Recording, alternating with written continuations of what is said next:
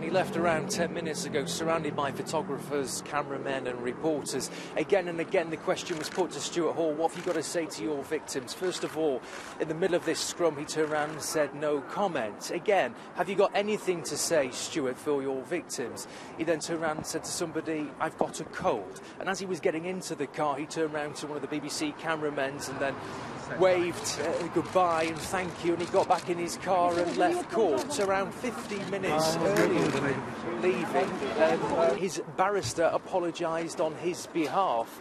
His barrister said he is sorry for what he has done. Through me, he wishes to apologise to his victims. He is not an easily moved man to self-pity, but he is all too aware that his disgrace is complete.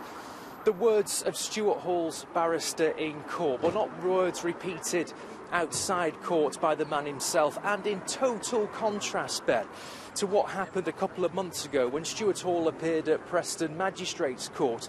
After that hearing, when he was charged with 14 offences, Stuart Hall walked out of court and gave the performance of his life. He said that the allegations were pernicious. He said they were callous, cruel, and above all spurious. He then went on to say that he was wondering why it had taken 30, 40 years for these allegations to come forward. He described his life as a living nightmare. He went on to thank his family for the love and support that they had showed him. He said that without that love of his family, he would have been tempted to take his own life. Again, this speech he gave was peppered and coloured with colourful phrases, as he was known throughout his broadcasting career. At the end of that speech he gave, 300 yards away from here at Preston Magistrates, he said that he'd want to regain his honour and reputation.